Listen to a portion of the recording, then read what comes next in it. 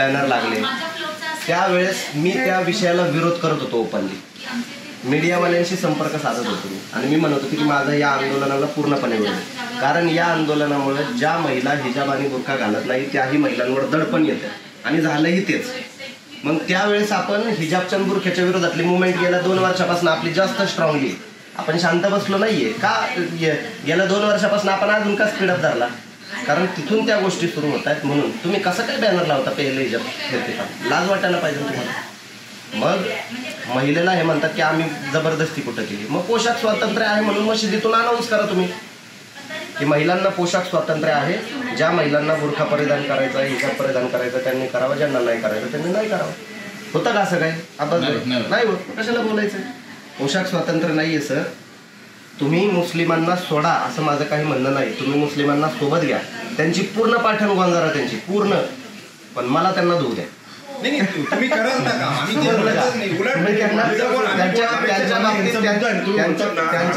त्यांच्या बाबतीत स्वतःच्या कुठलाच द्वेष बाळगू नका. पण मला म्हटलं ना अल्लाह अकबर हे त्या लोकांना हवं होतं, त्यामुळे तुम्ही त्याचं समर्थन करणं इव्हन तुम्हाला शब्द होते. नाही मी काय म्हणतो, त्या मुलीच्या त्या ऍडला तुम्ही काय नावं ठेवता? ठीक आहे, नाव ठेवलं होतं.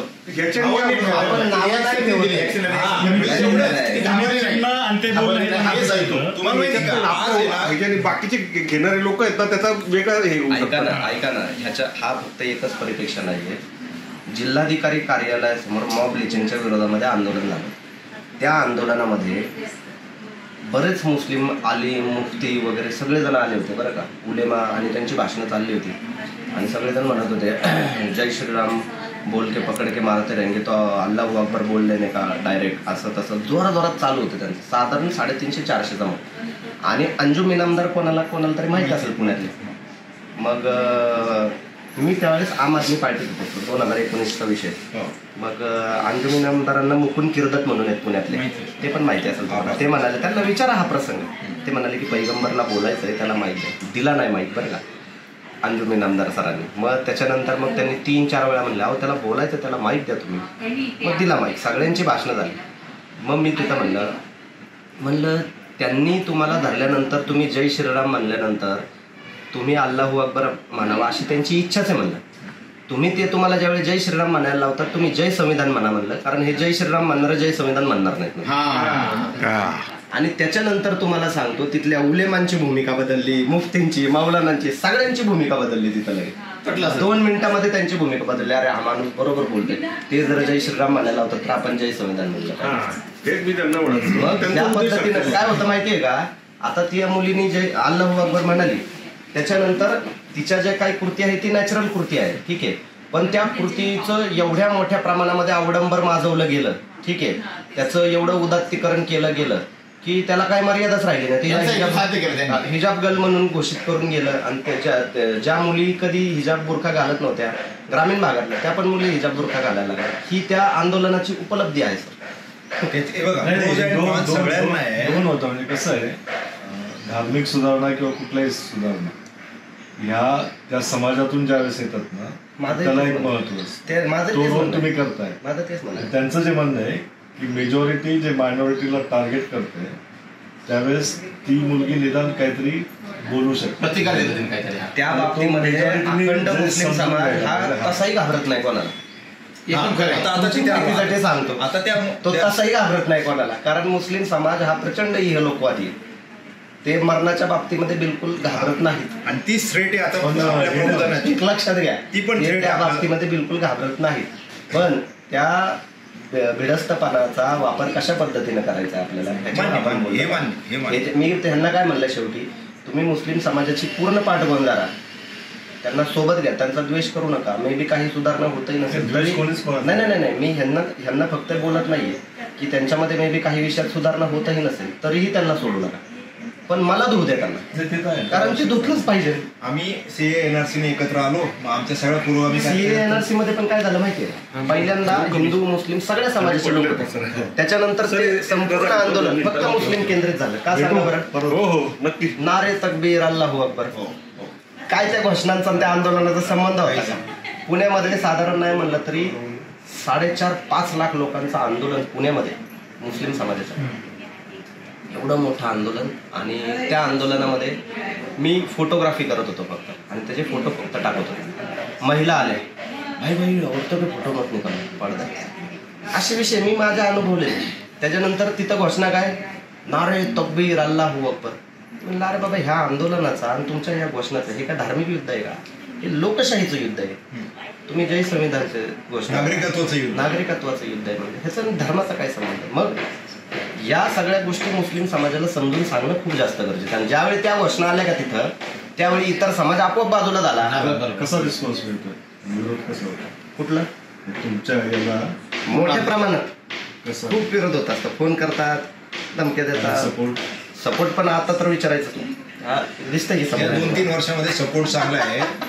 सपोर्ट दणकट आहे. त्यांना पण ट्रोल होतच नसेल. आता मुस्लिम समाजाकडून मोठ्या प्रमाणात सपोर्ट आहे. आता नाशिक म्हणे, तो मुस्लिम म्हणे, म्हणजे नाशिकला थांबलेले, मला त्यांना भेटायचं. मोठ्या प्रमाणात सपोर्ट आहे मुस्लिम समाजाचा.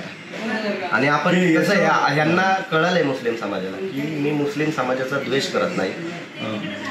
जेवढे संघाच्या विरोधात, नितेश राणेच्या विरोधात बोलण्यात तुमचं तर एकदम नाही, त्यापेक्षा जास्त मी डायरेक्ट त्याचा बाप काढलाय आपण. तुमचा बाप सागर बांगल्यावर बसलेला आहे. बरोबर बोलले तुम्ही. मग आता नितेश राणेला पत्र लिहिलं आपण, काय केलं यांनी? ती हिंमत दाखवली. मग याच्याबद्दल बद्दल काय, वक्फ अमेंडमेंट बिल रद्द झालं पाहिजे, आपली ती भूमिका आहे. ते भ्रष्टाचार जे आहे ते कायम करण्यात येईल. याचा अर्थ आपण वक्फ बोर्डाच्या बाजूने अशातला भाग नाही आपण नाही. माझा मुद्दा थोडा लय भ्रष्टाचार आहे.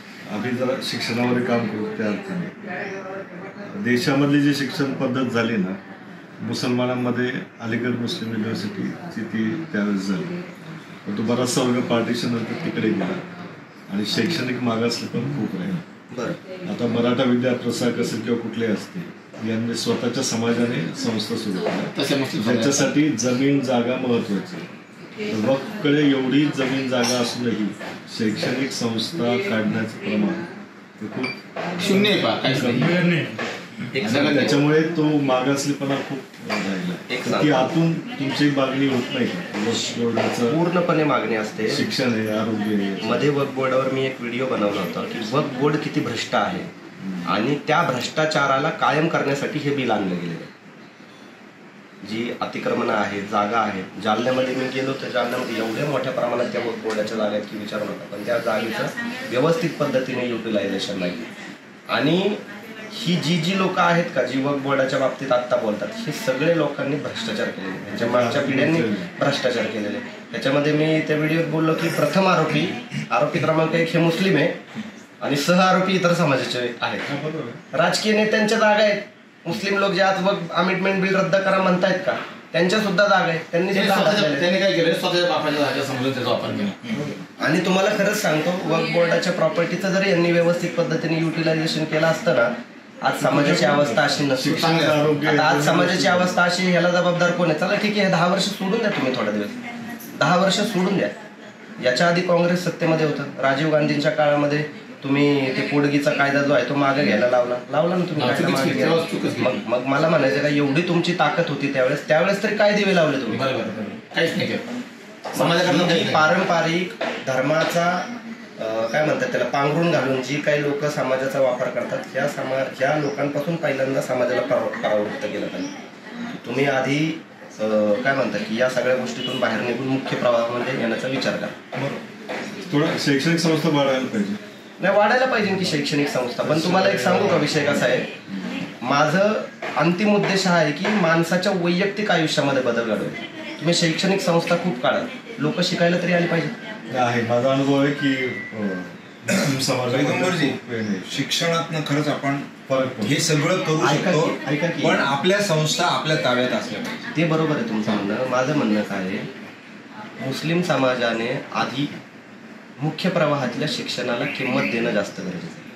आपण त्या विषयावर काम नाही, ते मुद्दा बरोबर आहे तुमचा. पण तुम्ही भारतातल्या शिक्षण व्यवस्थेचा अभ्यास केला ना, ज्या समाजाने स्वतःच्या शिक्षण संस्था, म्हणजे आता माझे वडील आता ते बरोबर ना, त्यांचं एक स्टेटमेंट आहे, भाऊसाहेब बिर्याणी जर माझ्या गावात शाळा काढली नसते मशीनच्याच मागे. एकदम बरोबर आहे. हा, नाही, त्या विषयावर आपण जे आहे हळूहळू काम करणार आहे. आता आपण जे आहे, पण त्यांचं म्हणणं जे ना त्याच्यावर तो खूप फरक पडतो. विषय एक साधी गोष्ट, सावरकरने माफी मागितली ती केव्हा कळलं तुम्हाला? काय कोणता काळ होता समजा या 10 वर्षाच्या आधी आता कळालं गेल्या 5 वर्षामध्ये. माझं म्हणणं आहे की ज्यावेळेस मी शाळेमध्ये इतिहास शिकवतो ही जर पद्धत आपण बदलू शकलो की आपण शिक्षण व्यवस्थाच बदलण्याच्या विषयी बोलतो आपण. जे आपण हे बघा इतिहास शिकवण्याची पद्धत पण आहे ते इतिहासाच्या शिकवण्याच्या पद्धतीत थोडं इंटरव्हेन्शन केलं. पहिलीला, दुसरीला, तिसरीला वैज्ञानिक दृष्टिकोन आहे तो पहिलीपासून आला पाहिजे. संविधान शिकवणं जे म्हणतो हा ह्या दोन्ही गोष्टी आहे ना या शाळेपासून जर आल्या ना आपलं निम्म काम कमी होणार. याच्यात एक धोका काय पण त्या संस्थामध्ये आपण हा जो विषय आहे का हा विषय कुठल्या एका समाजापुरता मर्यादित नाही, सगळ्यांचाच म्हणतो सगळ्यांचा. पण तो मुस्लिम बॅकलॉग जो राहिला ना आज तुम्हाला सांगतो गेल्या 5 वर्षामध्ये मुस्लिम समाजाच्या शैक्षणिक विषयाला एवढी धार लागलेली आहे की त्याला विचारू नका. आज मुस्लिम शिक्षणाची एक मोठी लाट निर्माण झाली. नाही सांगतो की तुम्हाला तुम्ही कुठल्या वयोगटाच्या लोकांना भेटतायत ते तुम्ही 25-30च्या वयोगटाच्या कॉलेजचे म्हणतो हा 25-30च्या वयोगटातल्या तरुणांना भेटाल तर त्यांच्यामध्ये तुम्हाला शिक्षणाचं प्रमाण जे आहे ते नाही मे बी थोडंफार कमी असेल पण आज त्यांचीच पुढची पिढी जी आहे का ती त्यांच्या शिक्षणावर भर देत आहे. खूप फोकस आहे. आताची जी नवीन पिढी पुढच्या 10 वर्षानंतर तुम्ही स्वतः म्हणाल की यार मुस्लिम समाजामध्ये शिक्षणाचं प्रमाण हे वाढले त्याला धार लागलेली. कारण शिक्षण हा जो विषय आहे का हा विषय आता सगळीकडे बोलला जातो. काही नाही बोललं गेलं का म्हणजे आम्ही काही बोलणार नाही धर्माविषयी पण मे बी ते बोलतात ना की धर्माचा विषय थोड्या वेळ बाजूला शिक्षण जे आहे ते शिक्षण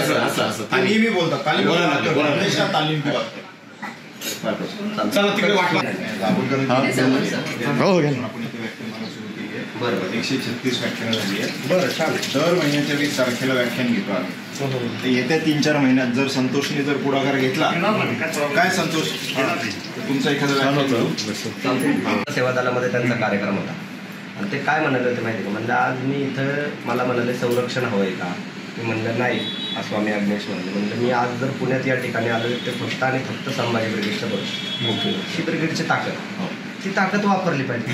जिथं तुम्हाला तिथं ते ब्रिगेड असते. मग ब्रिगेड ही तरुणांची संघटना आहे. ऍव्हरेज वय जर काढाल तुम्ही ब्रिगेडचं तर ते तुम्हाला 40-40च्या वयाची लोक सगळे मिळतील. तशी पण एखादी संघटना असायला पाहिजे. हो ना.